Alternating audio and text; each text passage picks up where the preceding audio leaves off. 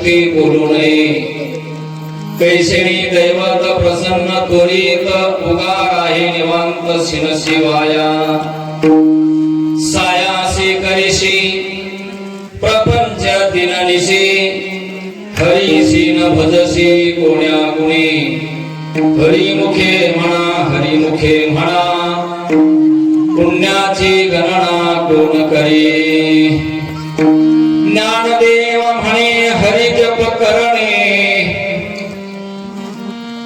ज्ञानदेव म्हणे हरि जप करणे तुटेल धरणे प्रपंचाचे हरिमुखे म्हणा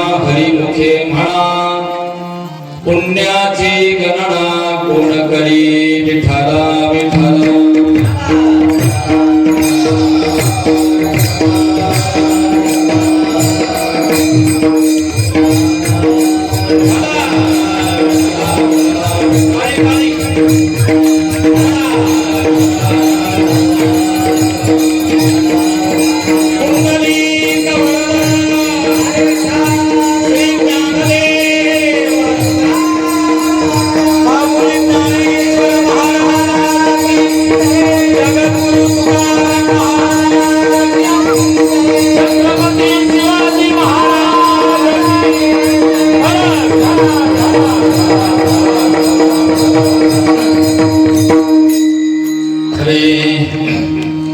समचरण सरोजम सांद्र नीलांबुदाभम जगननिहित पाणी मंडळाना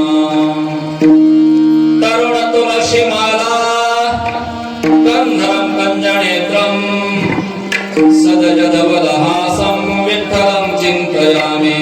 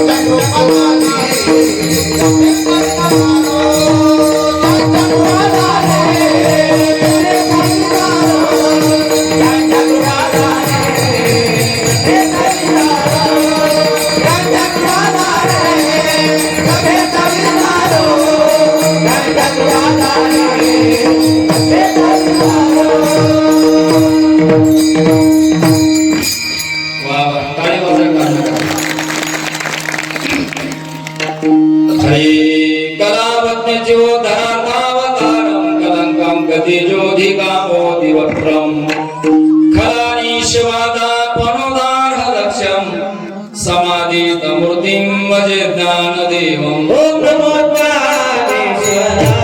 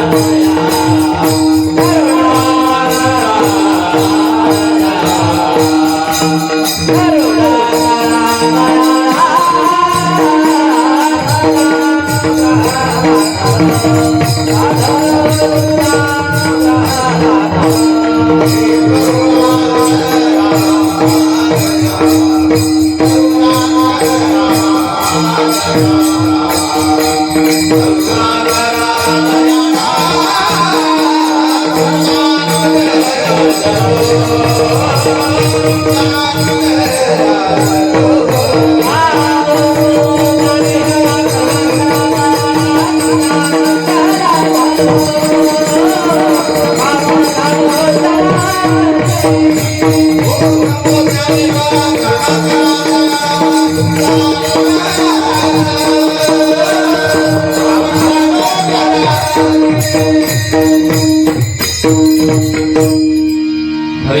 नमो सद्गुरु तुभ्या ज्ञानदीपा नमो सद्गुरु सच्चिदानंद रूपा नमो सद्गुरु भक्त कल्याण मूर्ती नमो सद्गुरु भास्करा पूर्ण कीर्ती जयांचे केल्या स्मरण होय सकळ विद्यांचे अधिकरण तिची वंदू श्री चरण श्री गुरूंचे ते नमस्कारो नियता शरण शरण हनुमंता तुम्हाला रामदूता काय भक्तीच्या द्यावा का मज दावा व्यासभटा शिव भोळा चक्रवर्ती त्याचे पाय माझे जिते वाचे बदता शिवनाम दयान बाधी क्रोध काम शिवे लागी शिवक झालो तुमच्या लागलो निज चरणा अहो स्वामी तुगया देवा यावरी न करावा अभेरो माझी वाणी तुझे वर्णी गुणनाम ऐशे दे प्रेम काही कळा मस्तक हे पायावरी या वारकरी संतांच्या यै व यै व यै व यै व यै व यै व यै व सावनिया विना भगवाया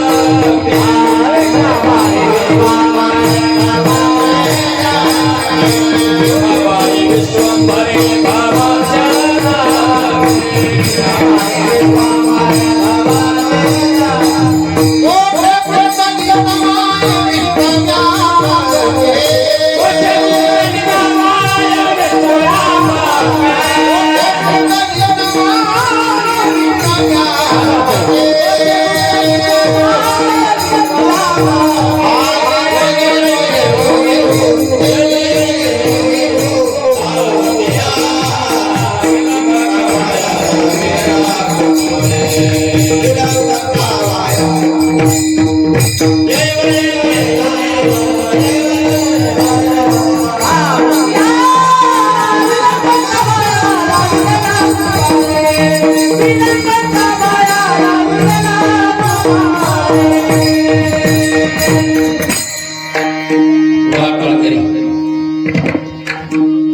हरे भावे वीण भक्ती भक्ती वीण मुक्ती भावे वीण भक्ती भक्ती वीण मुक्ती बळे विन शक्ती बोलू नये हरी मुखे म्हणा पुण्याची गणना कोण करी प्रस्तुत प्राप्त प्रसंग कीर्तन रूपी सेवे करता निवडलेला अभंग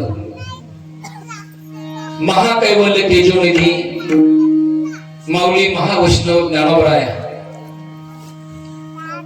ज्ञानेश्वर महाराजांच्या हरिपाठातील आज 4थ्या क्रमांकाचा अभंग सेवे करता निवडलेला आहे विठाला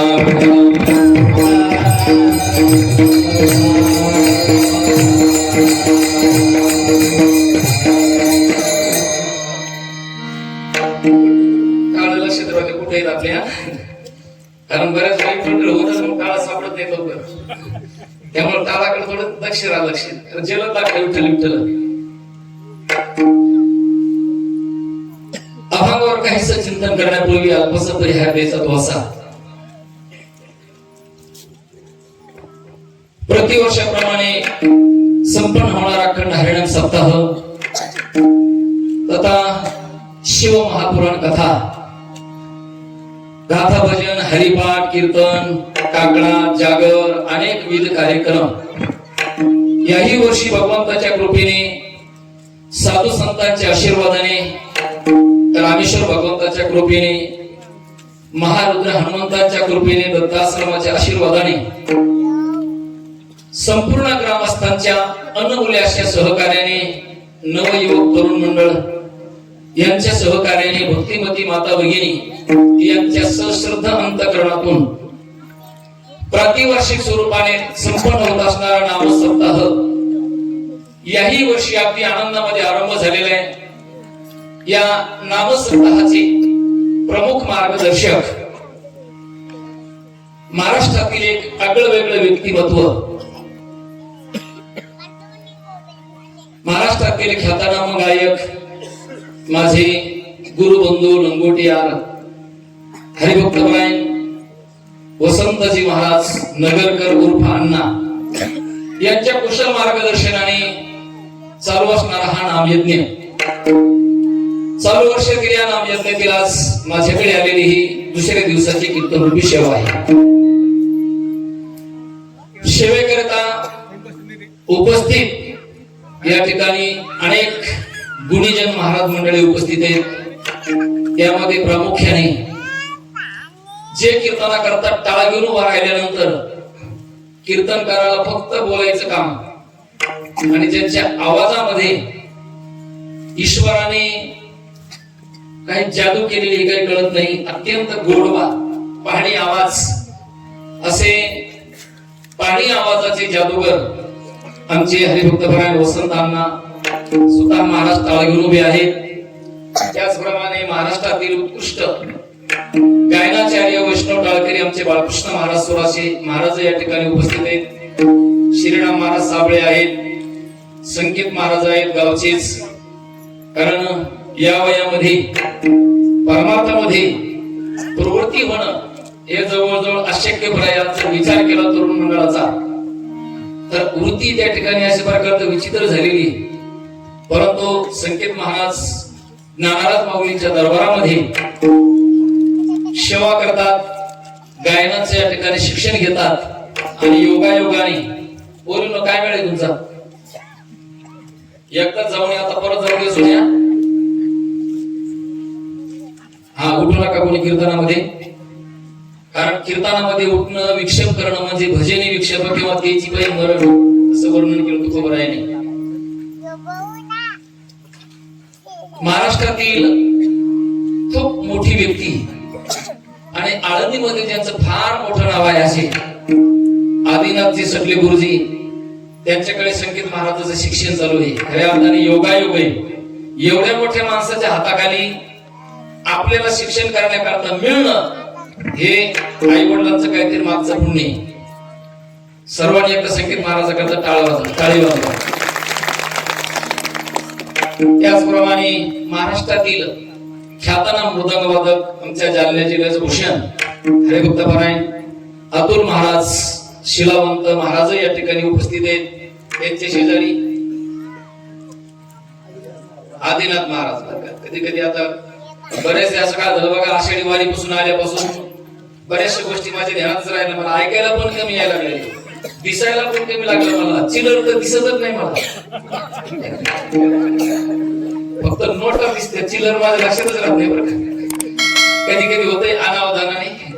त्यामुळे आदिनाथ महाराज आहेत, चांगल्या वारकरी संप्रदाय त्यांचा उत्कृष्ट अभ्यास आहे, संप्रदायाचे अनेक प्रमाण साधू संतांच्या वाङ्मयाचा अभ्यास आहे त्यांचा चांगला। आदिनाथ महाराज आहेत, त्यांचे शेजारी भानुदास महाराज, सगळे सांगायला येते पण मला मी नाही, मला ऐकायला कमी झाले। काय नाव म्हणलं एक जण सांगा कोणते? रामदास स्वामी, वा वा, रामदास स्वामी आहेत। बाळूनाथ शेजारी तुमचे खाकरेवाडीचे महाराज आहेत, ज्ञानेश्वर माऊली आहेत, त्यांचे शेजारी सुरेश महाराज आहेत, त्यांच्या शेजारी माऊली आहेत, त्यांचे शेजारी दत्ता महाराज आहेत, त्यांचे शेजारी मोठ्याने सांगा जरा लांब अंतर आहे, कास महाराज आहेत, त्यांचे शेजारी महाराज जाऊ दे, सगळ्यांना माहिती आहे तुमचं नाव, मग घेतलंच पाहिजे की असं काय नाही, पण सगळ्याला माहिती म्हणजे ठीक आहे। आणि विनयकरी बाबा, तुम्ही सर्व असणारे पुरुष बांधव भक्तिमती माता भगिनी आणि महाराष्ट्रातील एक उत्कृष्ट मृदंग वादक आणि गायनही करतात असे हरिभक्तपरायण गोकुळ महाराज ताडे महाराज या ठिकाणी उपस्थित हार्मोनियम वाजवण्याकरता ज्यांचं खऱ्या अर्थाने या गावामध्ये खूप योगदान आहे, खूप दिवसापासून 30-35 वर्षापासून ज्यांची सेवा आहे असे परमार्थातील ज्येष्ठ परमार्थिक अशा प्रकारचे गायक वादक सगळ्या गोष्टी भुसळकर महाराजही उपस्थित आहेत. युट्यूब चॅनल या ठिकाणी अतुल महाराजांचं आहे आणि खरोखरच कौतुकास्पद या ठिकाणी साऊंड सिस्टीम आहे. आमच्या वाट्याला कधीतरी अशी साऊंड सिस्टीम येते. साऊंड सिस्टीम करता एकदा कडकडून टाळ्या वाजवा. उत्कृष्ट आहे आणि सांगायचं काम पडत नाही. नाहीतर आमच्या वाट्याला कुठे गेली की साऊंड सिस्टीम येते. कशी असते सांगतो मला मी. ट्रॅक्टरवरचे साऊंड सर्व्हिस सारखी. ट्रॅक्टरवरचे साऊंड बॉक्स असतात ना, त्यांचा आवाज कसा असतो माहिती आहे का तुम्हाला. ड्रायव्हर सोडून सगळ्या गावाला ऐकायला जातो. तशी आमच्या वाटेला असते. पण ही सिस्टीम आज खूप उत्कृष्ट आहे. अशा सिस्टीमवर जर आम्हाला रोज कीर्तन करायला मिळलं, गायकांना वादकांना वादन करायला, गायन करायला जर अशी उत्कृष्ट सिस्टीम जर रोज मिळाली तर मला तरी असं वाटतं की आमचं आयुष्य 5 वर्षांनी तरी वाढलं. असे उत्कृष्ट साऊंड सिस्टीम गावकऱ्यांनी यावर्षी लावलेली, त्यांनाही धन्यवाद. सगळ्यांची स्तुती करत बसलो तर वेळ आपल्या त्याच्यातच जाईल. त्यापेक्षा आपण अभंगाचं चिंतन करण्याचा प्रयत्न करू. सुंदर चाललेल्या पर्व कालामधला सप्ताह आहे. कारण आज संपूर्ण महाराष्ट्रभर भगवान शंकराचा उत्सव चाललेला आहे. महाशिवरात्रीचा उत्सव आहे.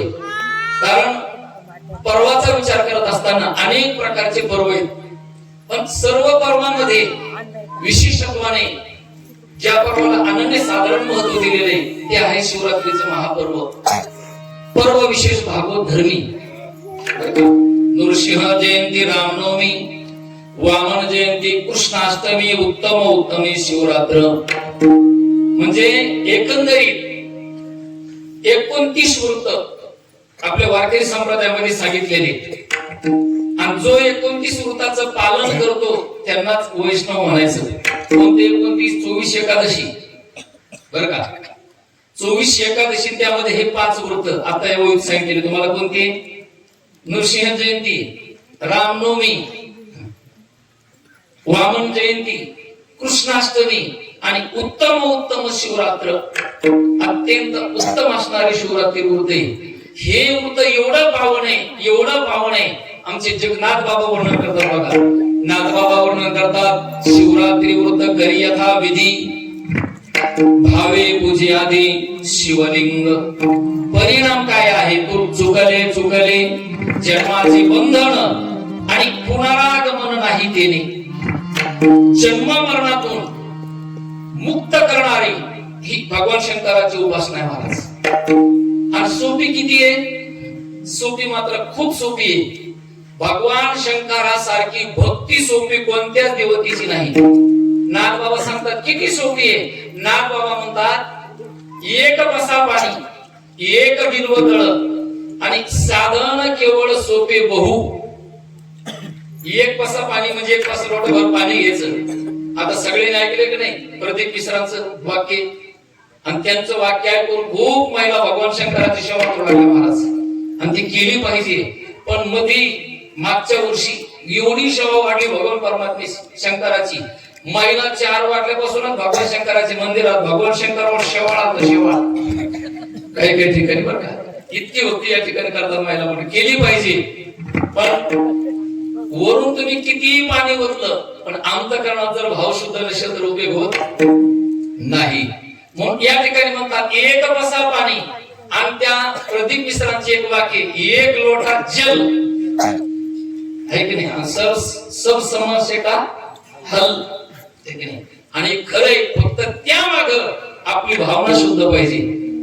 भगवान शंकराची भक्ती अत्यंत सोपी महाराज.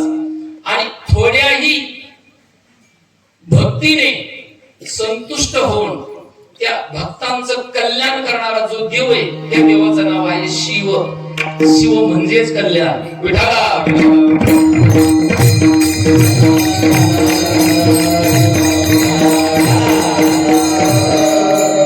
अशा पवित्र पावन पर्वावरती आपण या ठिकाणी महाशिवरात्रीच्या निमित्ताने साधू संतांनी जीवाच्या कल्याणाकरता घालून दिलेली ही नामसप्ताहाची परंपरा उपासना आपण अनेक वर्षापासून या ठिकाणी जोपासत आहात.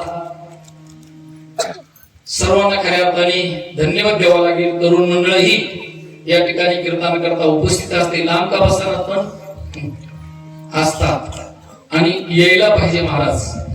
कारण ज्या गावामध्ये तरुण परमार्थामध्ये सक्रिय आहेत, परमार्थामध्ये जीवन जगतात, परमार्थामध्ये सहकार्य करतात, परमार्थामध्ये योगदान देतात, जगद्गुरु तुकोबरायांनी त्या तरुणाला भाग्यवान तरुण जगद्गुरु तुकोबराय वर्णन करतात. महाराज म्हणतात तोच भाग्यवान तरुण आहे कोण?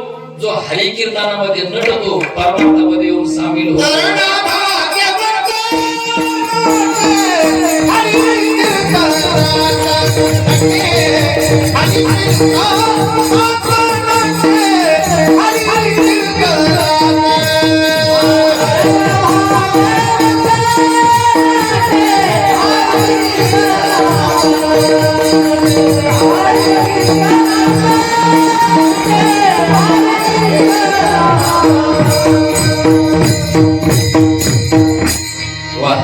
जगद्गुरु तुकोबराय वर्णन करतात. तरणा भाग्यवंत नटे हरी कीर्तनात. तोच अशा प्रकारचा भाग्यवान तुकोबरायांनी त्याचं वर्णन केलेले. म्हणून आपल्या गावातील बरेचसे तरुण मंडळ या सप्ताहामध्ये सक्रिय असतात. सर्वांना तरुण मंडळाला धन्यवाद आहे आणि त्यांनी सहभाग घेतलाच पाहिजे गावामध्ये. कारण जो तरुण करू शकतो ते कोणीही करू शकत नाही. म्हणून सुंदर चाललेला नामयज्ञ त्यामध्ये आज संयोजकाच्या वतीने आणि त्याचप्रमाणे आमच्या अण्णाच्या वतीने म्हणावं लागेल. कारण इकडे माझा परिचय नव्हता, त्यांच्यामुळेच त्या भागात अशा प्रकारचं येणं झालेले. म्हणून सर्वांच्या वतीने आज माझ्याकडे वाङ्मय सेवा करण्याचा योग आज माझ्या जीवनात प्राप्त झाला. सेवेकरता निवडलेला अभंग जवळजवळ सर्वांच्या पाठ असणार आहे. कारण हरिपाठ हा जवळजवळ सर्वांच्या पाठ असतोच. जर काहींच्या पाठ नसेल पण किमान कानपाठ तरी असतोच. एखाद्याच्या कानपाठही नसेल पण किमान अभंग म्हटल्याबरोबर हरिमुखे म्हणा म्हटल्यानंतर हा ज्ञानेश्वर महाराजांचा हरिपाठ आहे एवढं तर माहिती की नाही. आणि हेही ज्यांना माहिती नसेल मला वाटतं त्यांनी सरळ इथून बळकणी उचलावी पाकिस्तानला जावं.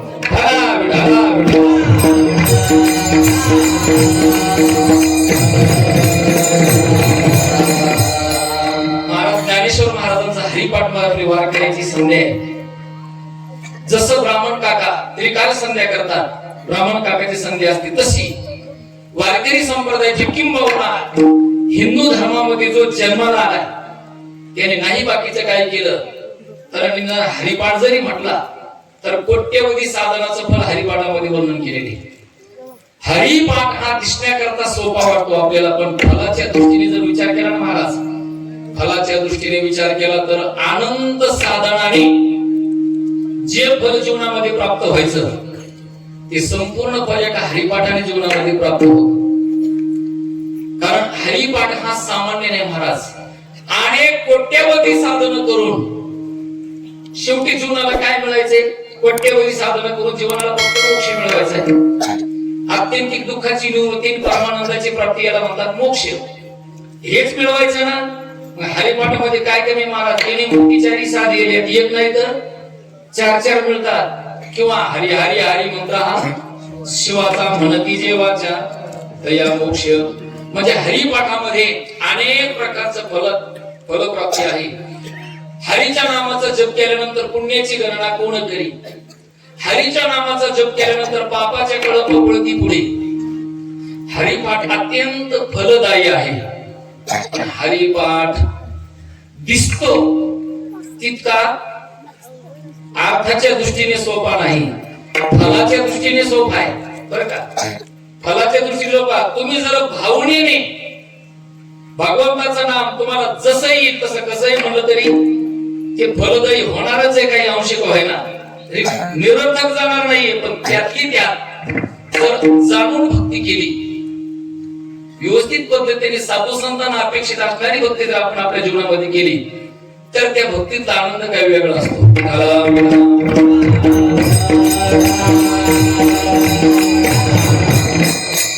आता ज्ञानेश्वर महाराजांचा जर विचार केला तर ज्ञानोबा यांचे 4 प्रमुख ग्रंथ आहेत. चार ग्रंथाचे अधिकारी ही त्या ग्रंथामध्ये सांगितलेले. तसं ज्ञानोबरायांचा गाथा पण आहे, अनेक काही ग्रंथ असते, पण प्रमुख चार ग्रंथ सगळ्यांना माहिती त्या ग्रंथाचे अधिकारी सांगितलेले. ज्ञानोबरायांचा पहिला ग्रंथ आहे, त्याला म्हणतात अमृतानुभव. अमृतानुभव ग्रंथ ज्ञानोबरायांना सांगायचा आहे. त्यावेळेला ज्ञानोबरायांच्या समोरचा अधिकारी कोण आहे तर ज्ञानोबरा वर्णन करतात त्या ठिकाणी अमृतानुभवामध्ये, हे करावया अमृतपाठ, हेच अधिकारी जीवन मुक्त जन किंवा ज्ञानदेव म्हणे श्रीमंत, हे बाबा अमृत शिवनिया जीवन मुक्त हे जी होतो. ज्ञानोबरायांचे अमृतानुभव ग्रंथ सांगत असताना त्या ठिकाणचा अधिकारी आहे जीवन मुक्त पुरुष. चला, दुसरा ग्रंथ ज्ञानोबरायांचा आहे चांगदेव 65, म्हणजे 65 गोव्याचा ग्रंथ आहे. हा ग्रंथ ज्ञानोबरायाने सांगितला तो योग्य करता, कारण चांगदेवा करताच या 65 गोव्यांची नियुक्ती आहे. ज्ञानोबरायांना चांगदेवाने पत्र दिलं होतं, कोरा कागद ठेवले ते होतं, त्या कोऱ्या कागदावर चांगदेवाला उपदेश करण्याकरता ज्ञानोबरायांनी ज्या ओवे लिहिल्या 65, त्या 65 गोव्याचा ग्रंथ म्हणजे चांगदेव 65, म्हणजे हा ग्रंथ प्रामुख्याने आहे योग्य करता. चांगदेव महाराज योगी आहेत आणि त्यांच्याकरता जेव्हा वेळ लिहिल्या म्हणून योग्य करता चांगदेव 65. आता राहिला ज्ञानेश्वरी ग्रंथ 3 नंबरचा. ज्ञानेश्वरी ग्रंथाचा अधिकारी कोण आहे ज्ञानोबरायांच्या समोर तर ज्ञानेश्वरी ग्रंथाचा अधिकारी कोणच आहे. ज्ञानेश्वरी ग्रंथाचा अधिकारी कोण आहे तर ज्ञानोबरा म्हणतात जो गीतेचा अधिकारी तोच ज्ञानेश्वरीचा अधिकारी. कारण गीतेचा अधिकारी कोण आहे तर गीतेचा अधिकारी महापुरुष अर्जुन आहे. अर्जुनासारखा जिज्ञासू पुरुष, अर्जुनासारखा मुमुक्षु आणि अर्जुनासारखा श्रोता मला वाटतं भूतलावर अजून झाला नाही, भूतकाळात झाला नाही, आता वर्तमानात काळात नाही, भविष्य काळात सुद्धा होईल सांगता येत नाही. अर्जुनाचा अधिकार ज्ञानोबरायांनी ज्ञानेश्वरीमध्ये खूप वर्णन केला. म्हणजे त्या ठिकाणी अधिकारी आहे की त्याचा अर्जुन, आणि अर्जुनाच्या जिज्ञासू भूमिकेमुळेच तुम्हा सारख्याला सर्वांना आपल्या उद्धारा करता 700 श्लोकाची गीता आपल्याला प्राप्त झाली अर्जुनाच्या भूमिकेमुळे. म्हणून अर्जुन हा गीतेचा अधिकारी आणि त्या गीतेचा अर्थ ज्ञानोबरायांनी तोच जशाच्या तसा अर्थ संस्कृत मधला प्राकृत भाषेमध्ये मराठीमध्ये केला, त्याला म्हणतात ज्ञानेश्वरी. मग ज्ञानेश्वरी वेगळी आणि गीता वेगळी समजायचं कारण नाही. मग प्रामुख्याने ज्ञानोबराय म्हणतात जर माझी ज्ञानेश्वरी तुम्हाला कळून घ्यायची असेल तर तुम्ही सरळ अर्जुनाच्या पंक्तीला जाऊन बसा. अहो अर्जुनाची पंक्ती परिश्रया योग्य होती तीही कृपा करुणी संती अवधान द्यावे. ज्ञानोबरा म्हणतात जो अर्जुनाच्या पंक्तीला बसेल त्याला माझी ज्ञानेश्वरी कळेल. म्हणजे अर्जुन हा जिज्ञासू आहे. प्रामुख्याने ज्ञानेश्वरी ग्रंथाचा अधिकारी जिज्ञासू मुमुक्षु 3 सांगितले. आता ज्ञानोबरायांचा राहिला ग्रंथ हरिपाठ. मग या हरिपाठ ग्रंथाचा अधिकारी कोण? कारण ज्ञानेश्वर महाराजांनी जी हरिपाठाची नियुक्ती केली ती नेमकी प्रामुख्याने कोणाकरता केली? तसं हरिपाठ सगळ्यांकरताच आहे असं समजू नका. की हरिपाठाकरता जो अनाधिकारी त्याच्याकरताच नाहीये. योग्यांनीही हरिपाठ म्हणावा, ज्ञानांनीही हरिपाठ म्हणावा, साधकानेही हरिपाठ म्हणावा, सामान्य संसारिकांनी सुद्धा हरिपाठ म्हणावा. सगळ्यांकरता हरिपाठ आहे. मग हरिपाठ हा जो ग्रंथ आहे निवृत्तीनाथाने सांगितलं ज्ञाना उत्तम अधिकाऱ्याकरता उत्तम मेजवानी तुम्ही दिली, पण हे माझे संसारिक असणारे जीव संसारामध्ये रममान झालेले यांना कीर्तनाला यायला पण वेळ मिळत नाही, खूप गुंतलेले जीव आहेत, यांच्या उद्धाराकरता काही व्यवस्था आहे की नाही? यांच्या उद्धाराची काही सोय आहे की नाही? यांच्या उद्धाराकरता तुला काही केलं पाहिजे. आणि मग ज्ञानोबरायांनी अत्यंत दयाद्र अंतकरणाने अत्यंत कळवळ्याने तुमच्या आमच्या सारख्या अनाधिकारी संसारिक जीवांच्या उद्धारा करता सर्व काम करता करता सर्वांचा उद्धार होईल अशा प्रकारची मेजवानी ज्ञानोबरायांनी हरिपाठाच्या निमित्ताने तुम्हाला आम्हाला दिलेली. विठाला म्हणून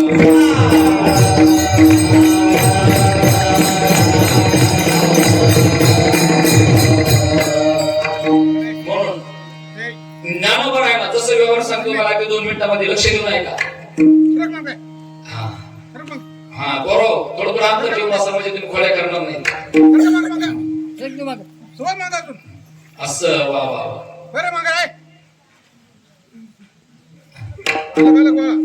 आता मी काय सांगतो ते कीर्तन सरळ ऐका. जर का तुम्ही आता गोंधळ घातला, बडबड केली, तुमच्या कानात उडी टाकल्याशिवाय राहणार नाही. आता शांत बसायचं अगदी शांत चित्ताने कीर्तन ऐका. कारण लक्ष देऊन कीर्तन ऐकलं तरच ते मेमरी घुसतं, नाही तर शिंदीच्या वरून जातं. लक्ष देऊन ऐकण्याचा प्रयत्न करा. व्यवहार सांगतो तुम्हाला, अगदी 2 मिनिटांमध्ये डायरेक्ट अपघात प्रवेश करू. एखादा ग्रस्त आहे आणि त्या ग्रस्ताला 4 मुलं आहेत. तो ग्रस्त यात्रेला निघाला, यात्रेला चालला कुठेतरी. 4ही मुलं धावत येतात, बाबा तुम्ही यात्रेला चालले? म्हटले हो. मग यात्रेवरून आम्हाला काही वस्तू घेऊन या. म्हटले काय आणायचं सांगा. मग सर्वात मोठा मुलगा होता ना, तो म्हटला बाबा माझ्याकरता एक सुंदर सायकल घेऊन या. बाबाने त्याची सायकल नोंद केली. 2 नंबरचा होता, तो म्हणला बाबा मला सुंदर एखादा ड्रेस घेऊन या. बाबाने त्याचा ड्रेस नोंद केला. 3 नंबरचा होता, तो म्हटला मला एखादी चांगली प्लास्टिकची सुंदर अशी गाडी घेऊन या. त्याची गाडी नोंद केली. आणि सर्वात लहान होता, 2-2.5 वर्षाचा, त्याला बोलता येत नव्हतं. कशाला काय म्हणतात हे कळत नव्हतं. भाकरीला काकर म्हणत होता, पाण्याला माणी म्हणत होता. असा असणारा तो छोटा मुलगा आणि तो त्या बाबाकडे गेला. म्हटले बाबा बोबडे शब्दात बोला, तुम्ही यात्रेला चालले ना? ते म्हटले हो. मग माझ्याकरता काही खाऊ घेऊन या. काय म्हटलं माझ्याकरता काही खाऊ घेऊन या. बाबाने त्याचा खाऊ नोंद केला. बाबा यात्रेला गेले आणि कीर्तनात वेळ कमी असल्यामुळे यात्रेवरून लगेच आले. बरं का, लगेच आले. यात्रेवरून आल्याबरोबर 4ही मुलं धावत गेले. बाबा आले, बाबा आले, बाबा आले. 4ही मुलं धावत गेले. आणि धावत गेल्यानंतर बाबा आम्ही सांगितलेल्या वस्तू आणल्या? म्हटले हो आणल्या. मग मोठा मुलगा म्हटले तुझी कोणती वस्तू रे? म्हटले मी सुंदर मला सायकल सांगितली होती. हे घे तुझी सायकल. हो बाजूला. त्याला बाजूला केलं. 2 नंबरचा तुझं काय होतं रे? माझा सुंदर एक ड्रेस सांगितला होता. हा घे तुझा ड्रेस. हो बाजूला. त्याचा ड्रेस दिला, त्याला बाजूला केलं. 3 नंबरचा होता, माझी प्लास्टिकची गाडी तुम्हाला सुंदर सांगितली होती. हे घे तुझी गाडी. त्याला बाजूला केलं. आणि जो सर्वात लहान होता ना तो बालक, तो जवळ आला. तो म्हटला बाबा माझा खाऊ, माझा खाऊ. हे म्हटले हा घे तुझा खाऊ आणि बस निवांत आनंदात खात. आता हे उदाहरण कळलं तुम्हाला? जसं या बापाला 4 मुलं होते आणि 4 मुलांनी ज्या ज्या वस्तू मागितल्या चौघाला देऊन टाकल्या, बाप मोकळा झाला. तसं ऐका आता, ज्ञानेश्वर महाराजांना 4 मुलं होती. तुम्हाला ज्ञानेश्वर महाराज लग्नच झालं नाही.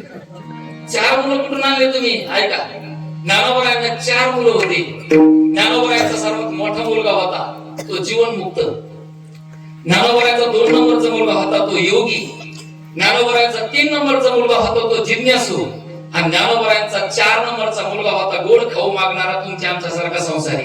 विठाला विठाला.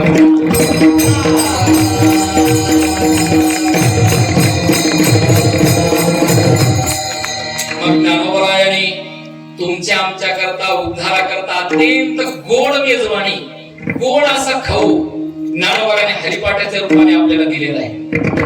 अत्यंत सात अशा प्रकारे ज्ञानोबरांचा हरिपाठ आहे. अत्यंत फलदायी हरिपाठ आहे. जर तुमच्या पाठ नसेल तर पाठ करा. नसला पाठ होत तर मोबाईल वर रोज ऐका.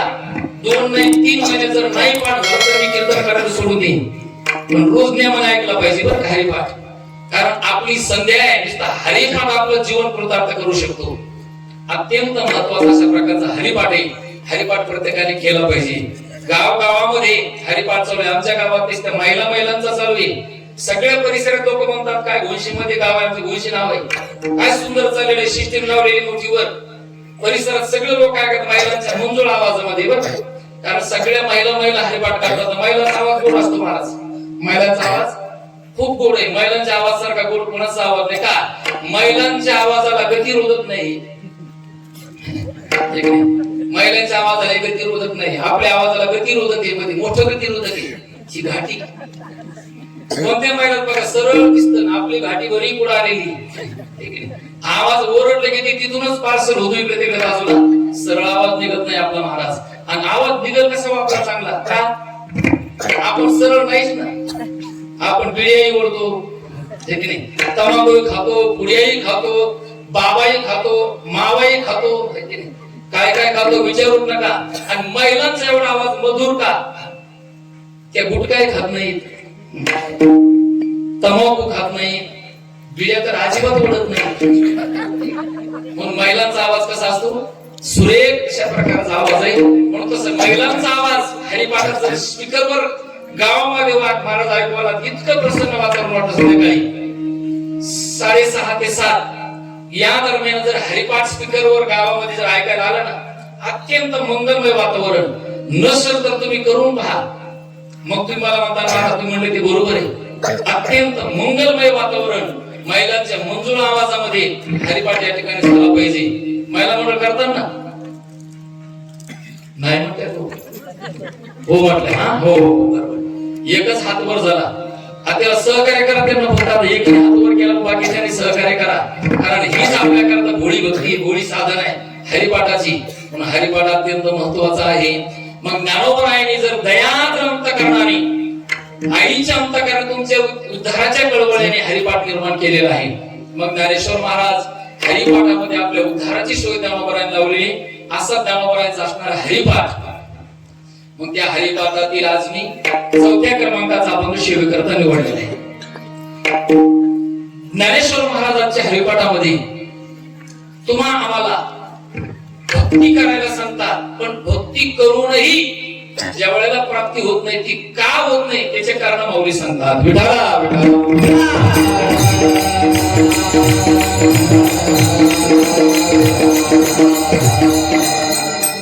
आज जर समाजामध्ये विचार केला तर जुन्या काळापेक्षा मागच्या 10-15 वर्षाच्या काळापेक्षा आजचा जर विचार आपण केला तर आज परमार्थामध्ये गर्दी खूप वाढलेली.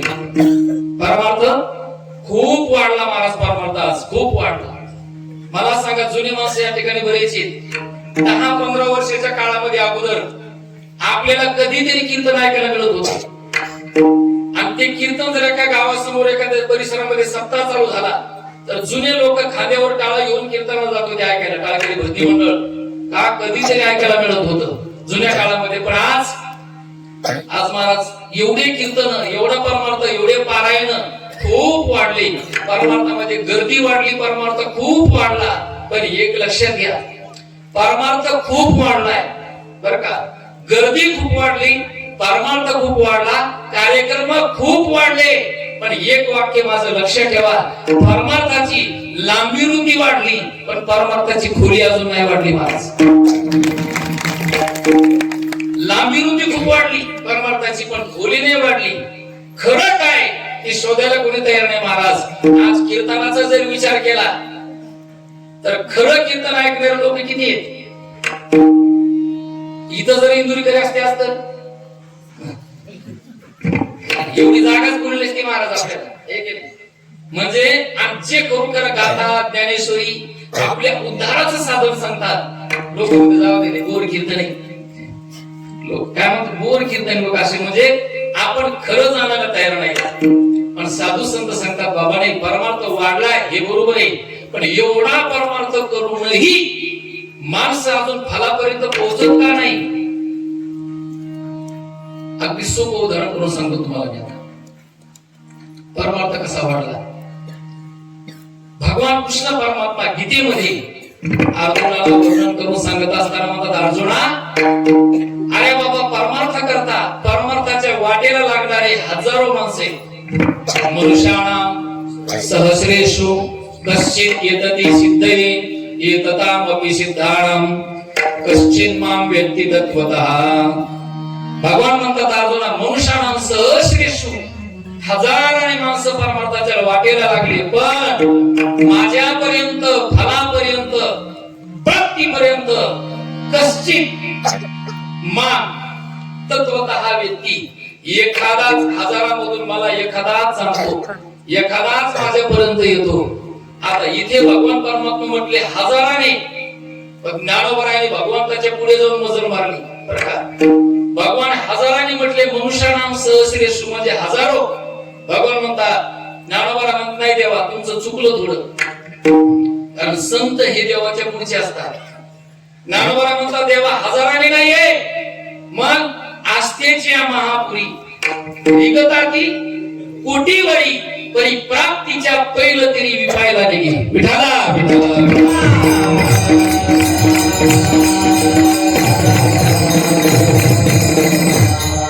ज्ञानोबरा म्हणतात आस्थेच्या महापुरी किती निघतात कोटीवरी कोटीवरी याचा अर्थ एकच कोटी घ्यायची नाही बरं का. कोटीवरी म्हणजे अनंत कोट्याप्रमाणे कोट्यावधी लोक भक्ती मार्गाला लागतात, भक्तीच्या मार्गाला लागतात. पण ज्ञानोबा म्हणतात प्रगतीच्या पहिलं तरी शेवटापर्यंत भगवंतापर्यंत आणि साध्यापर्यंत पोहोचणारा किती आहे. ज्ञानोबा म्हणतात एखादाच फक्त. प्राप्तीच्या पहिलं तरी विपायला निघे. विपायला म्हणजे एखादाच निघतो का. भक्ती करत नाहीत का. भक्ती करतात, प्राप्ती का होत नाही त्याचं कारण आहे महाराज भक्ती करताना कुठेतरी आपलं चुकत असावं.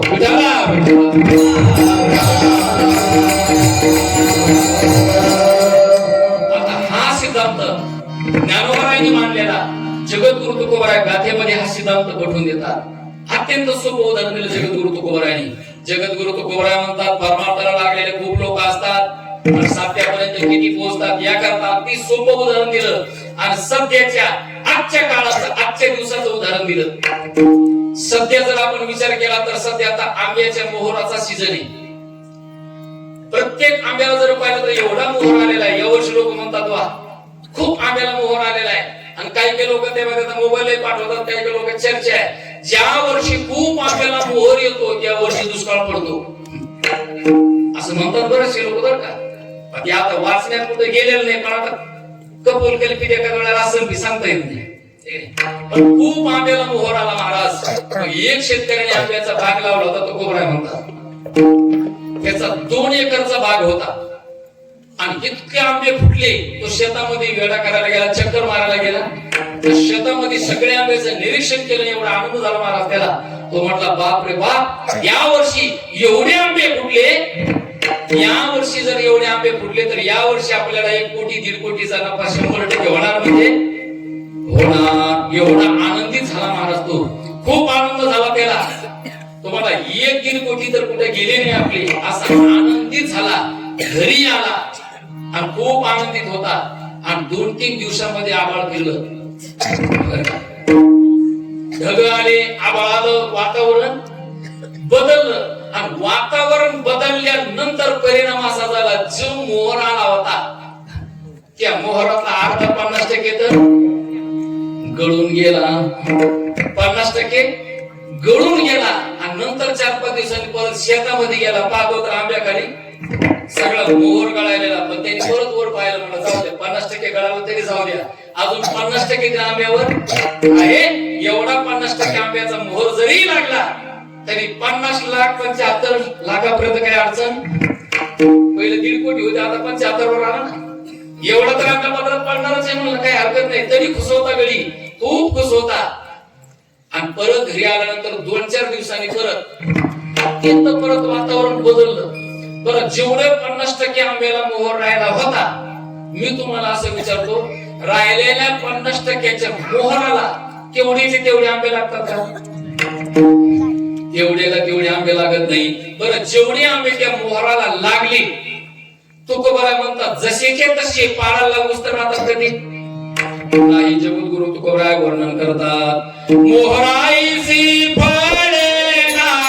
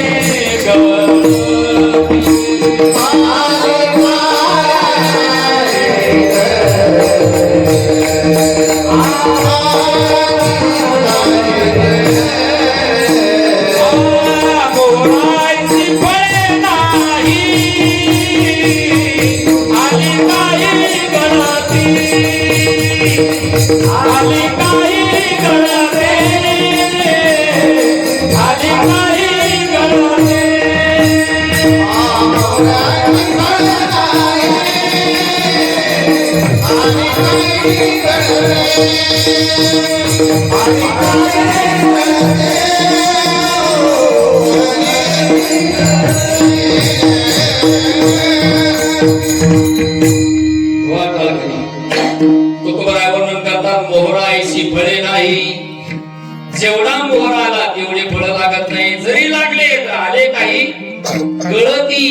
महाराज म्हणतात जेवढे लागले ते 4 देणीने गळून जातात. परत जेवढे गळून जातात राहिलेले परत थोडे आंब्याला त्या कैऱ्या थोडे पाट अशा प्रकारे मोठे होता होता आणि शेवटी बराचसा काल झाल्यानंतर मोठे आंबे झाल्यानंतर तो आंबा पाडायला लागतो. त्याला म्हणतात पाडाला पिकला.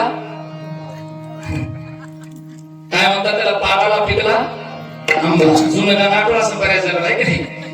मग तो पाडाला आंबा पिकला जातो. आंबा पिकल्यानंतर तो शेतकरी जातो आणि सगळे आंबे त्या झाडावरचे उतरवतो. त्याला माहित आता पाडाला आंबा लागला ना, आता पिकायला काय अडचण नाही पिकू घालायला, म्हणून तो सगळे आंबे तोडतो आणि घरी घेऊन येतो. आणि घरी घेऊन आल्यानंतर तो शेतकरी ते जेवढे आंबे तोडून आणले तेवढे पिकू घालतो. परत ज्या ठिकाणी आंबे पिकू घालतात त्याला काय म्हणतात? तुमच्याकडे काय माहित काय शब्द? आमच्याकडे त्याला आडी म्हणतात. हे की नाही? आंब्याची आडी. जिथं आंबे पिकू घालतात त्याला आंब्याची आडी म्हणतात. त्या ठिकाणी गाठ्या सुद्धा आडीच शब्द आहे. म्हणजे जेवढे आंबे पिकू घातले त्या आडीमध्ये, तर त्या आडीमध्ये तुम्हाला विचारतो जेवढे पिकू घातले तेवढे पिकतात ना? तेवढे पिकत नाहीत. मग त्यामध्ये बरेचसे नसतात. बरं ते एकटी नासत नाही. एकटी नासत नाही. एक नासला की शेजाऱ्याला लोन दिल्याशिवाय राहत नाही. शेजाऱ्याचे 4-2 करून नासवल्याशिवाय राहत नाही. परमार्थ सुद्धा तसंच आहे महाराज. परमार्थामध्ये परमार्थ करता करता एखादा जर बिघडला ना परमार्थिक, तो बाकीच्याला घेऊन फिरतो. तुकोबराय म्हणतात जेवढे आंबे पिकायला घातले, पिकू घातले त्या आडीमध्ये, मग आडीमध्ये पिकू घातलेले आंबे तुकोबराय मान तेवढेचे तेवढे पिकत नाही, त्यामधले काही नासतात. जगद्गुरु तुकोबराय वर्णन करतात. पक्वताचे येती थोडी नासारी बाबाला, नासारी बाबाला,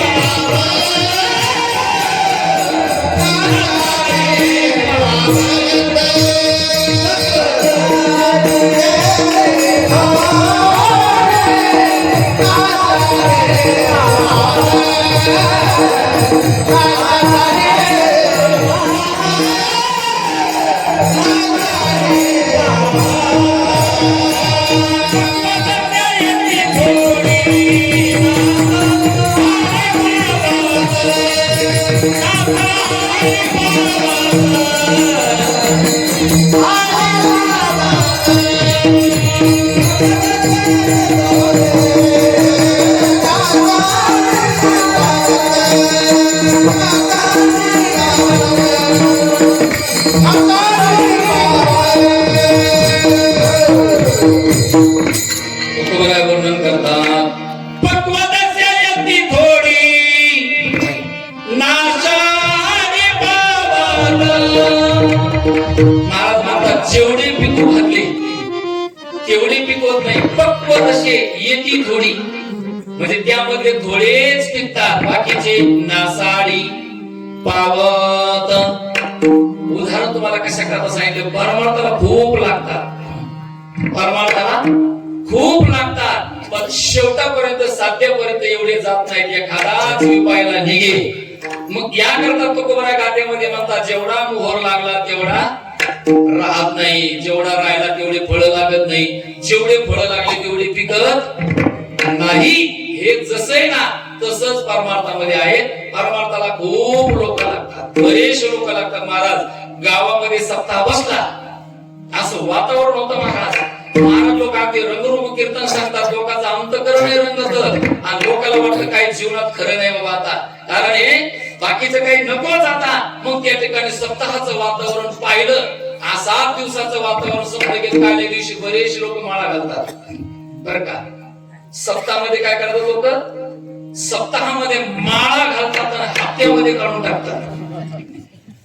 बरेचसे सप्त्यात माळा घालतात आणि हप्त्यात काढून टाकतात. असे बरेचसे म्हणजे परमार्थाला लागलेले खूप दिसतात, पण शेवटापर्यंत पोहोचणारे थोडे असतात. महाराज परमार्थाला लागल्यानंतर जर आपण साधू संतांना अपेक्षित परमार्थ केला तर निश्चित साध्य प्राप्त होतं. परमार्थ जर सचेतवाने केला, साधू संतांच्या मार्गाने जर परमार्थ केला की साध्यापर्यंत जीव गेल्याशिवाय राहत नाही. कारण ज्यांनी ज्यांनी परमार्थ केला त्यांचे उद्गार आहेत. जगद्गुरु तुकोबरायांनी परमार्थ केला आणि परमार्थातून मिळालेली फलश्रुती महाराज स्वाभिमानाने आपल्याला वर्णन करून सांगतात. सदानाम घोष करू हरी कथा, सदानाम घोष करू हरी कथा,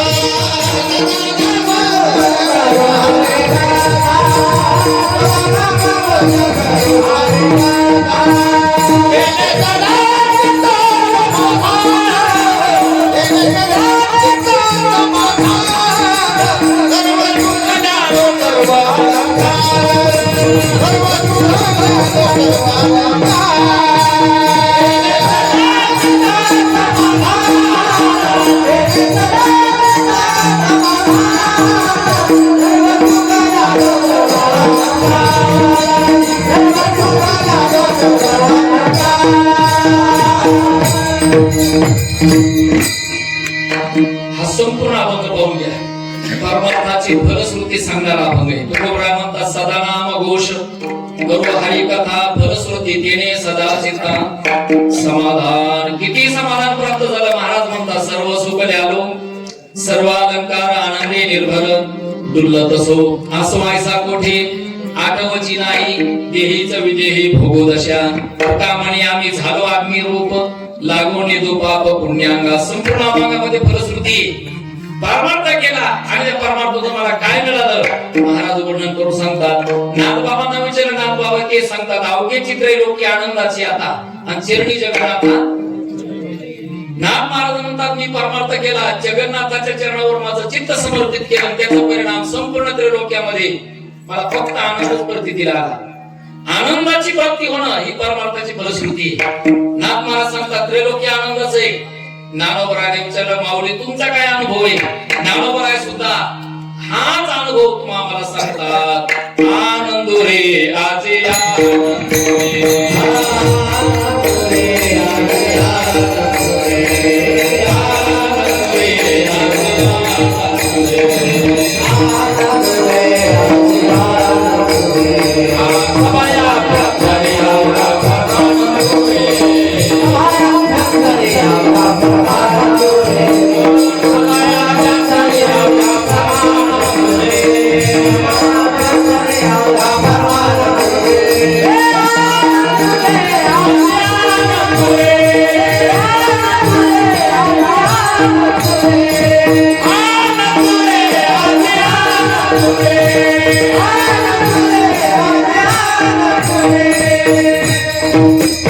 आनंद रे. सगळे साधू संतांचा अनुभव आहे. परमार्थ केला आणि परमार्थ केल्यानंतर जीवनामध्ये काय फलप्राप्ती झाली परमार्थाचं फल सगळ्या साधू संतांनी सांगितलं.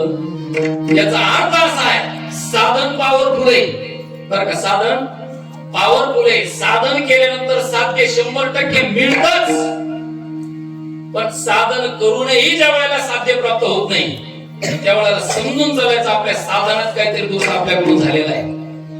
साधन निर्वेळ चांगले पॉवरफुल आहे, 100% फलश्रुती आहे, पण साधन करूनही फलप्राप्ती होत नाही त्यावेळेला आपलं काहीतरी चुकत असावं असं आपण गृहीत धरायचं. काय चुकत असावं याकरता उदाहरण सांगतो. उदाहरण याच्या करता आहे की साधनामध्ये फलश्रुती 100%, पण साधन करूनच्या वेळेला साध्य प्राप्त होत नाही त्यावेळेला साधनात कुठेतरी आपल्याकडून चूक होत असावी. याच्याकरता उदाहरण आहे एक गरीब शेतकरी होता. लक्ष देऊ नये का. गरीब शेतकरी होता, कोरडवाहू जमीन होती, बाकी सगळ्या गावात बागायत जमीन सगळ्यांना. त्याला एवढा दुःख व्हायचं, खेद वाटायचा, पण योगायोगाने एका मित्राने त्याला सांगितलं अरे बाबा कोरडवाहू जमीन कितीही केली तर काय उपयोग होत नाहीये. तो म्हणे मग करू काय, माझ्याकडे पैसे नाही. तो म्हणला चल मी तुला पतपेढीचं कर्ज काढून देतो. आणि एका मित्राने मग त्याला पतपेढीचं कर्ज काढून दिलं. त्यांनी पतपेढीचे बँकेचं कर्ज घेतलं. एका पोकलेन वाल्याला विहीर खोदायला दिली. सुंदर विहीर खोदली. 9-10 परस खूप पाणी लागलं, भरमसाठ पाणी लागलं विहिरीला. एका वेळेला 4 पंप बसवले तरी पाणी उपसणार नाही एवढं पाणी लागलं. आणि मग त्यांनी स्वतः नवीन डिग्री घेतली, पोल ओढले, तारा वाढल्या, मोटर खरेदी केली, स्टार्टर घेतलं, सगळं व्यवस्थित, अगदी काहीच कमी नाही. लाईट अशी क्लिअर होती. एकदा सकाळी 9 वाजता लाईट आली की पाच 4-3 वाजेपर्यंत जात नव्हती. 5 वाजेपर्यंत पाण्याची लोड शेडिंग असे त्या पद्धती जातच नव्हती मध्ये. विहिरीत पाणी भरपूर, मोटर नवी सगळे. आणि म्हणून त्यांनी काय केलं, लगेच ट्रॅक्टर बोलवलं, रोटावेटर मारलं, सऱ्या काढल्या, ऊसाचं बेणं खाल्लं, ऊसाचं बेणं धरलं. आता फक्त पाणी सोडायचं, काढ्या दाबायच्या, एवढंच राहिलं होतं. मग त्यांनी काय केलं, 4-2 मजूर लावले ऊस दाबण्याकरता आणि गेला विहिरीकडे. आणि विहिरीकडे गेल्यानंतर विहिरीचं स्टार्टरचं असं बटन दाबलं. स्टार्टरचं बटन दाबल्याबरोबर प्रेशर मध्ये मोठ्याने पाणी फेकलं. पण जुना काळ होता, जुन्या काळामध्ये पाईपलाईनची व्यवस्था नसायची. मग त्यावेळेला लोक जर पाणी थोडं दूर न्यायचं असेल तर त्यावेळेला काय करायचे लोक, तुमच्याकडे काय म्हणतात त्याला, दांड म्हणतात ना, आमच्याकडे दांड म्हणतात. पुणे जिल्ह्यात त्याला दंड म्हणतात, काही ठिकाणी त्याला पाट म्हणतात. ठीक आहे, पाटाने म्हणा, दंडाने म्हणा, दांडाने म्हणा, जे पाणी जायचं असं दोन्ही करून माती लावायचं, मधून पाणी जायचं. असं दूर त्याचं राहणं असल्यामुळे त्यांनी प्रेशरने मोटरने पाणी मारलं, दांडाने पाणी चाललं. त्यांनी ते खोरं घेतलं, खोरं म्हणा, फावडं म्हणा घेतलं, ऊसाकडे बारा देण्याकरता गेला. आता मोटर 9 वाजल्यापासून 12 वाजेपर्यंत प्रेशरने पाणी मारत होती. लाईट गेलेली नाही, विहिरीत पाणी कमी नाही, मोटरने पाणी सोडलेलं नाही. एवढं सगळं असताना 12 वाजले तरी अजून ऊसापर्यंत पाणी गेलं नाही. आता का गेलं नसेल बरं, तुम्ही सांगा. शेतकरी सगळे आपण, मोटरने पाणी सोडलं का नाही? विहिरीत पाणी कमी आहे का? विहिरीत पाणी भरपूर आहे. मोटर प्रेशरने पाणी मारते, लाईट गेलेली नाही. सारखे 3 तास मोटर चालून सुद्धा ऊसापर्यंत अजून पाणी गेलं नाही. मग का गेलं नसेल? कुठंतरी फुटला. कारण कसं असतं, जेवढं पाण्याचं कुठं खड्ड्याची जागा असते, कुठं टेकड असतं, जिथं जास्त खड्डा असते तर जास्त माती लावतात. आणि जर पाण्याचा दाब वाढला, पाण्याचं प्रेशर वाढलं, अति नवीन माती लावलेली असती, जर दांड फुटला तर त्या खड्ड्याच्या ठिकाणी पाणी सगळं बाजूला गेलं, पुढे पाणी जाणार आहे का? नाही. आता तुमच्या लक्षात आलं, विहिरीत पाणी कमी आहे का? नाही. मोटरने पाणी सोडलेलं नाही, लाईट गेलेली नाही. पण 3 तास मोटर चालूनही ऊसापर्यंत पाणी गेलं नाही. याचा दांड कुठेतरी फुटला. हे जसं उदाहरण आहे ना, तसं 57 वर्ष झाली माळ घातलेली, 57 वर्षापासून हरिपाठ करतोय, 57 वर्षापासून वाऱ्या करतोय, 57 वर्षापासून परमार्थ करतोय, हरिपाठ करतोय, पण गडी अजून जागेवरच आहे, पुढे सरकलेला नाही. याचा अर्थ दांड कुठेतरी फुटला. परमार्थाचा आपला पण दांड कुठेतरी फुटला. कारण साधन करूनही ज्या वेळेला साध्य प्राप्त होत नाही, त्यावेळेला साधन आपल्याकडून काहीतरी चुकत असावं. साधन पॉवरफुल आहे, पण घेण्यात कुठेतरी चुकत असावं. ज्ञानोबा आपल्याला अत्यंत महत्वाचा सिद्धांत सांगतात. ज्ञानोबा म्हणतात, बाबा एवढी भक्ती करूनही, एवढा परमार्थ करूनही तुम्हाला फलप्राप्ती का होत नाही? ज्ञानोबा आहे त्याचं कारण आज घेतलेल्या अभंगाच्या पहिल्या चरण सांगतात. भावे वीणा भक्ती भक्ती वीणा भावे वीणा भक्ती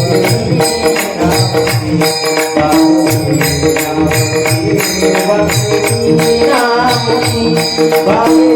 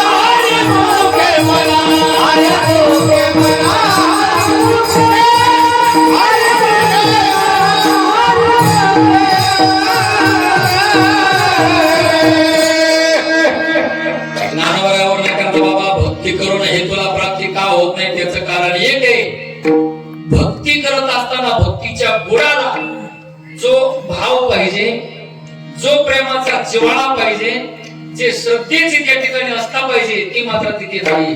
आणि जी भावा वाचून भक्ती केल्या जाते ती भक्ती फलद्रूप होत नाही. भावा वाचून भक्ती फलद्रूप होत नाही. कारण मै तो भाव का भूका, भाव ही बस साळ है, भाव से जो मज भजे तर भवशे बेडा पार आहे. सुंदर. कारण भगवान म्हणतात मी भावाचा भुकेलेला आहे, थोर प्रेमाचा भुकेला हाची दुष्काळ दयाला. कारण भगवान परमात्मा वरच काहीच पाहत नाही. तुम्ही कोणत्या पदावर आहेत एक नाही, तुम्ही गोरे आहेत का काळे, तुम्ही श्रीमंत आहेत का गरीब आहेत, तुम्ही पदवीधर आहे का शेतकरी का कोण आहे, का आमदार आहे का खासदार आहे का पंतप्रधान आहे का राष्ट्रपती, हे देव काही पाहत अंतरीची घेत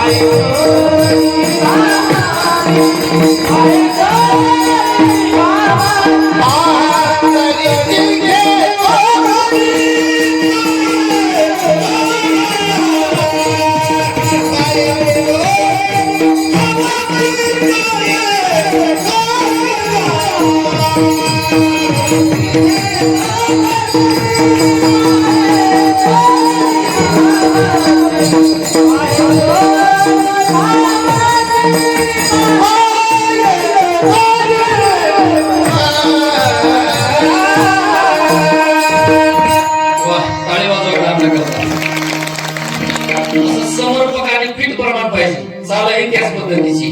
भगवान परमात्मा वरच काहीच पाहत नाही. मग काय पाहतो? अंतरीची घेतो गोडी पाहे जोडी भावाची. फक्त अंतरावर तो भाव पाहतो. गिरीधर लाल तो भाव का भुका, राग कला नाही जानत तुका. तुकाराम महाराज म्हणतात तो देव फक्त भावाचा भुकेलेला आहे. रागाने गातो का रागात गातो हे तो काही पाहत नाही. राग कला नाही जानत तुका. भगवान म्हणतात मला बाकीचं काहीच लागत नाही, मी फक्त भावाचा भुकेलेला आहे, बाकी मला काही लागत नाही. काही न लागे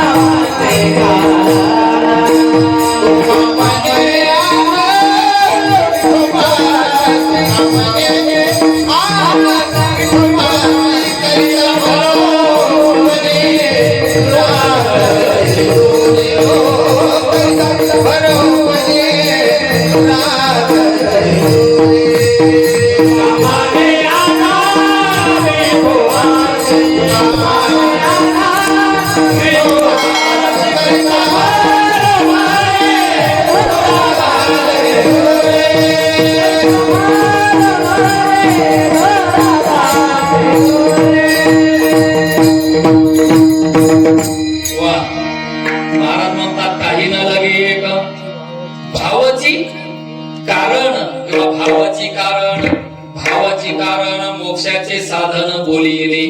महाराज म्हणतात भावाशिवाय मला बाकी काय लागत नाही. महाराज म्हणतात देवा कारणे भाव तस्मात द्यावे न लगे फारस्य वित्त. झाले एक चित्त तरी बहुत, एवढ्यासाठी नका करू आता हातगा. पण भगवान म्हणतात जर भावा वाचून जी भक्ती केल्या जाते ती भक्ती भगवान म्हणतात मला प्राप्त होत नाही. आणि भावा वाचून जी भक्ती केल्या जाते ती भक्ती कशी आहे? नाथ महाराज हरिपाठामध्ये सुंदर सिद्धांत पाठवतात. नाथ महाराज हरिपाठामध्ये नाथ महाराज म्हणतात भावा वाचून भक्ती करणं म्हणजे नाका वाचून मोती घालणं. प्रेमाविना भजन नाकाविना मोती, नाकाविना मोती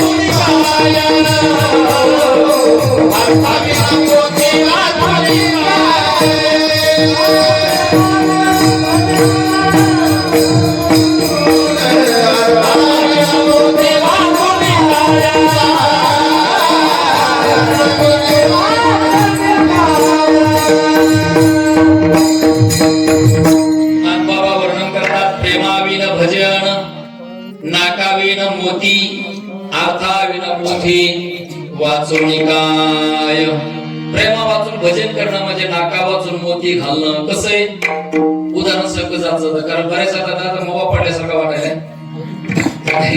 थोडी फवारणी करतो जरशी. आता उदाहरण म्हणजे फ्रेश होता तुम्ही उदाहरण आपण समर्पक आहे आपल्या दृष्टांताला सिद्धांताला पोषक आहे. पोषक मध्ये 100% लागू होते. प्रेमाविने भजन नाकाविनं मोती.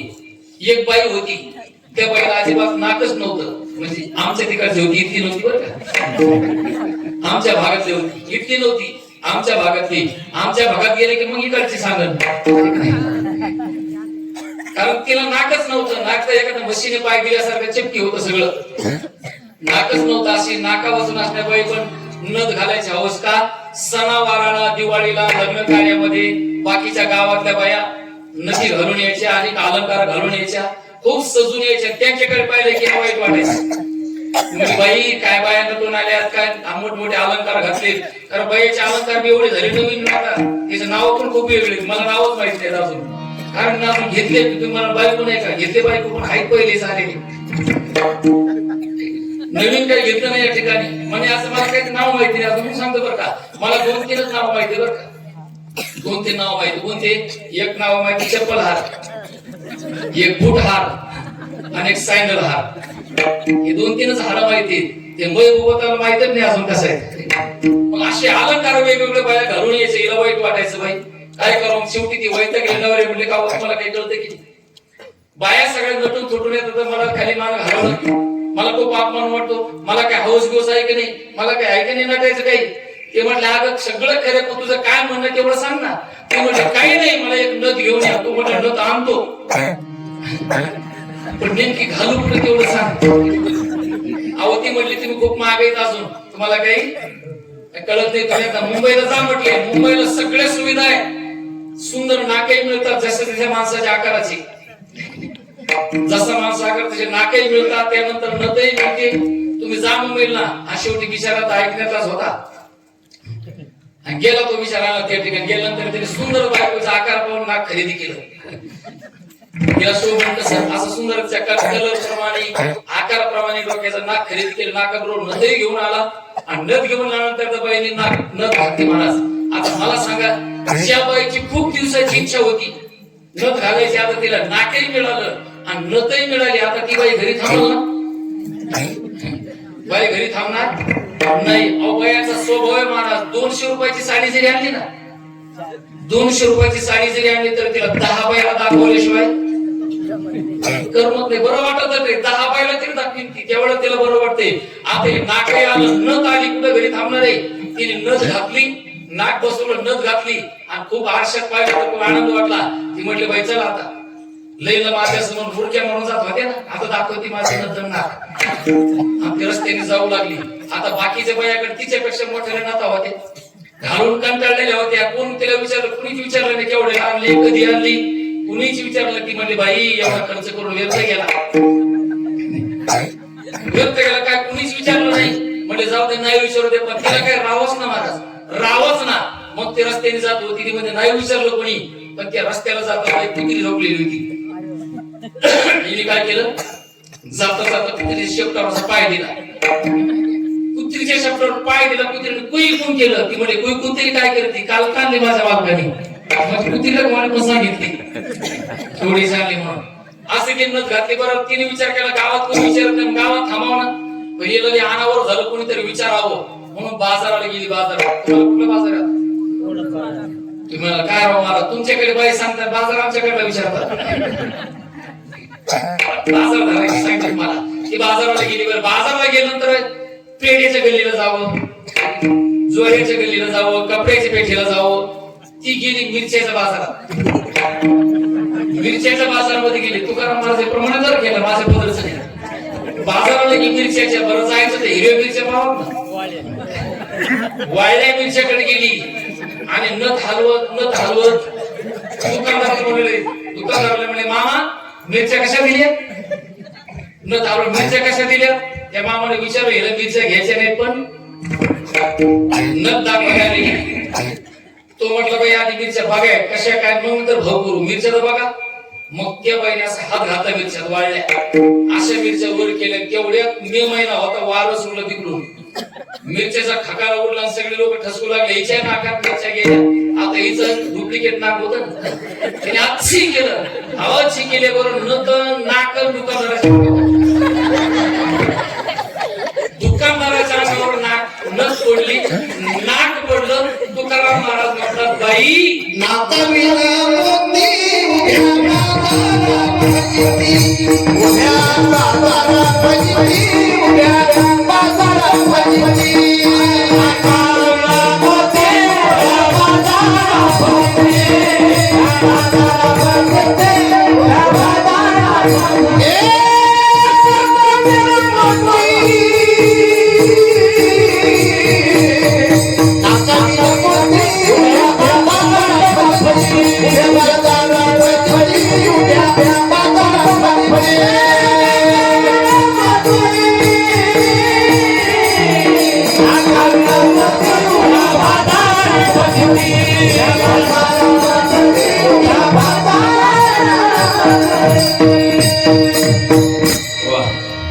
तुकाराम महाराजांनी सगळं लिहून ठेवलं. महाराज तुकाराम महाराज म्हणतात, बाई नाक नसताना उगच हौस केली, बाजारात फजिती करून घेतली.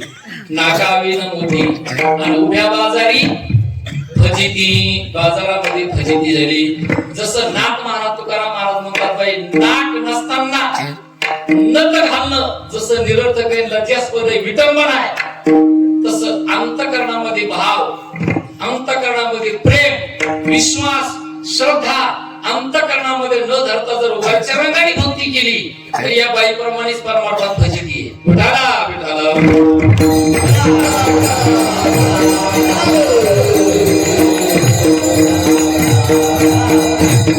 म्हणून तुकाराम महाराज म्हणतात, भावा वाचून भक्ती कशी आहे.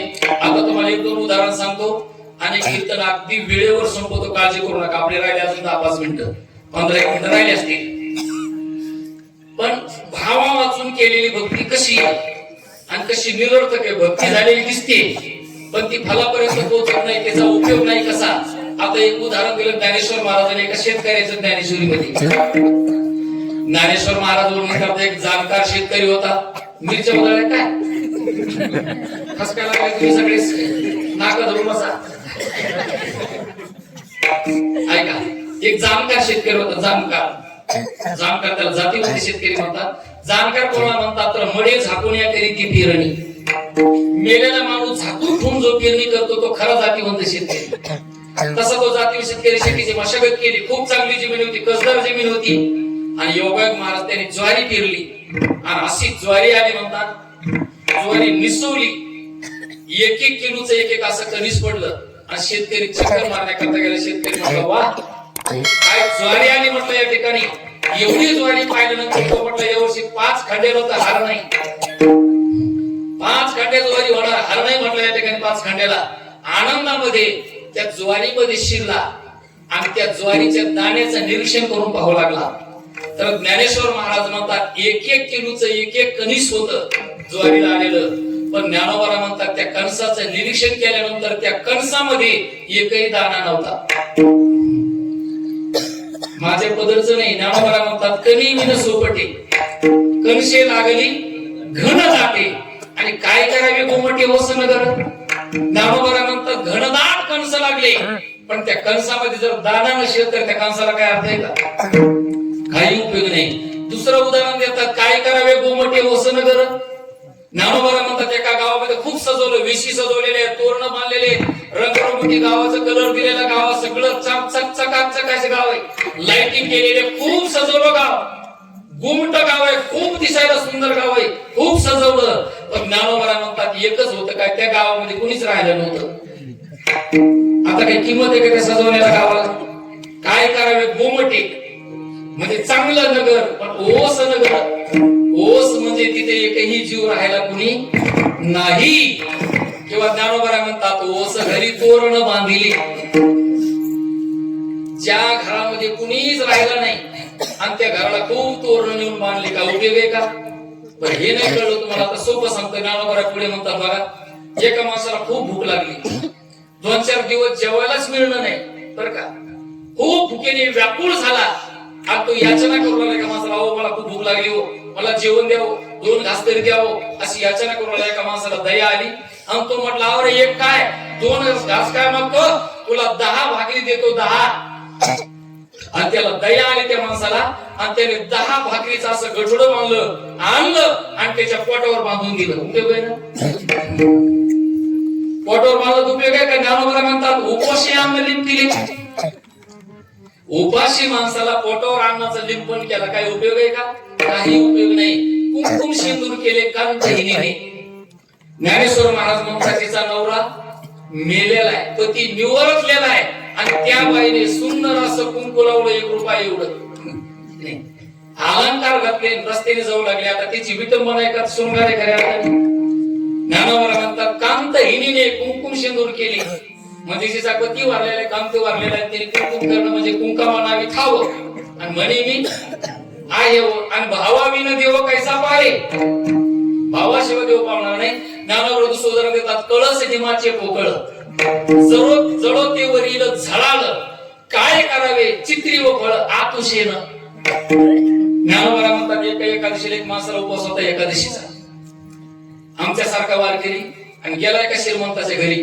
आणि श्रीमंताच्या घरी गेल्यानंतर त्याच्या कपाटामध्ये त्या ठिकाणी त्या शोकेस मध्ये अनेक प्रकारचे फळ असे टाकलेले बांधलेले होते वेगवेगळे फळ चिकू होते सफरचंद होते अनेक प्रकार द्राक्ष होते असे फळ पाहिले आणि वारकरी माझ्यासारखा त्या ठिकाणी बसला जेव्हा फराळ करायला समोर पाहिलं तर कच्ची साबुदाण्याची खिचडी खायला आणि बरोबर शिकलेली नाही आणि त्या ठिकाणी साबुदाणा त्या खात असताना मग त्या ठिकाणी असंच फक्त काय फळाकडे पाहायचं साबुदाणा खायचा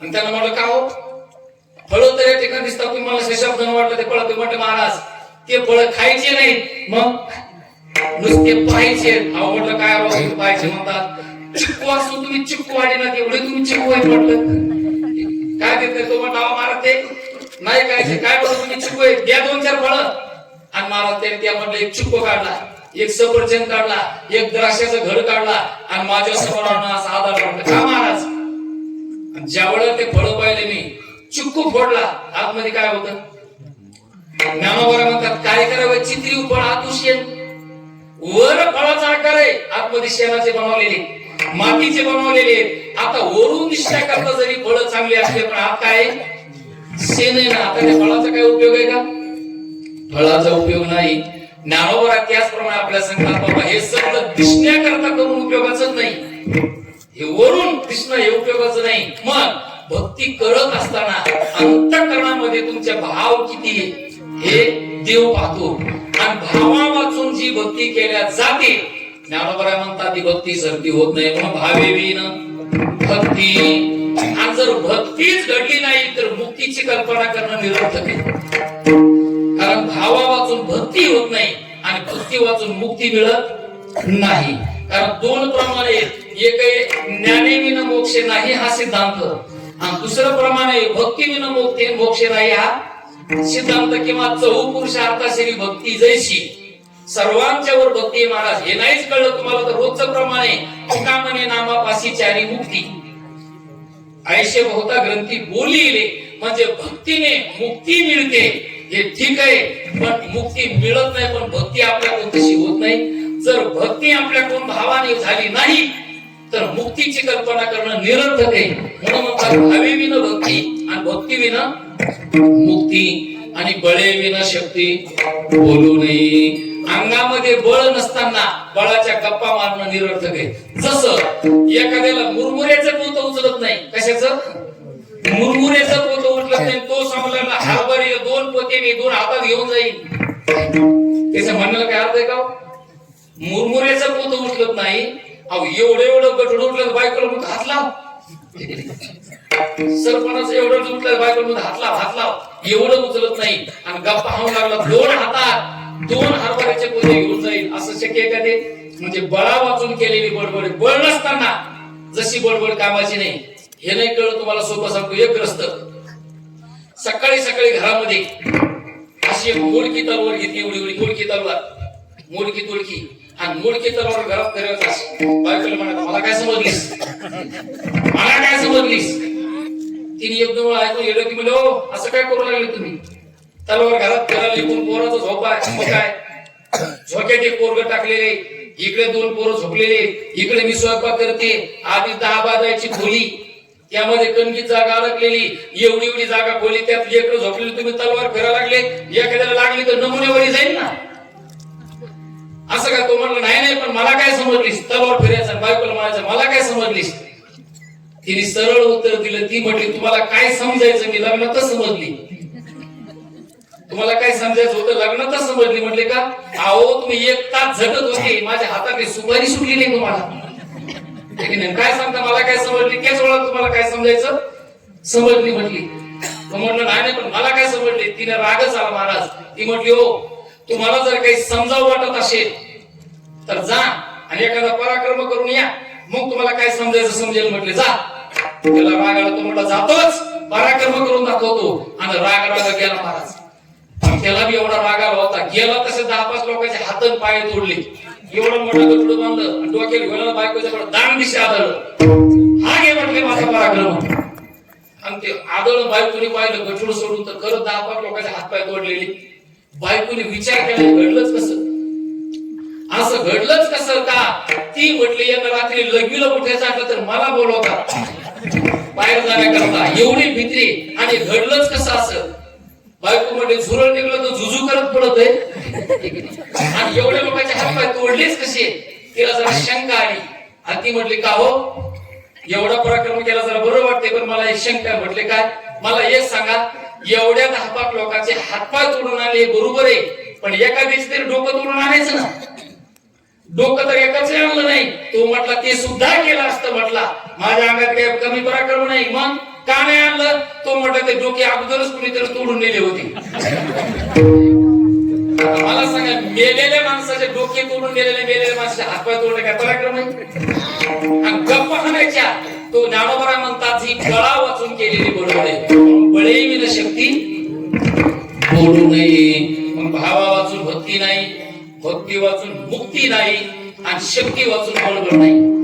हे जसे ज्ञानेश्वर महाराज या ठिकाणी वर्णन करतात, भावे विन भक्ती, भक्ती विन मुक्ती, बळे विन शक्ती बोलू नये. पहिल्या चरणाचा विस्तृत अर्थ तुमच्या पुढे मांडलेला आहे. सगळे एकदा मांडे घाला, फ्रेश व्हा असं. आणि अगदी प्रेमाने सगळे एकदा प्रेमाने भजन करा. तुम्ही सगळ्यांनी प्रेमाने केलेलं भजन जर मला पटलं की 5 मिनिटात कीर्तन सुटलं बरं का. तुम्ही केलेलं भजन जर मला पटलं तर 5 मिनिटात कीर्तन सुटलं, नाहीतर मग ताबडं फुटलं समजा. जर लवकर कीर्तन सुटा वाटत असेल तर तुम्ही केलेलं भजन मला पटू द्या आणि 2-3 मिनिटात कीर्तन सुटू द्या. सगळ्यांनी एकदा प्रेमाने भजन करायचे. पुरुष मंडळी एकदा दडीवळ कोणाची विनंती, फ्रेश होण्याकरता, थंडी जाण्याकरता हात वर करायचा सरळ. खरं महिला मंडळ तुम्ही सुद्धा काय करीत नाही पप्याचं बाप मी सरळ आता करा, सरळ निलगिरी सारखे सरळ असे वा वा वा. हा विठोबा रखुमाई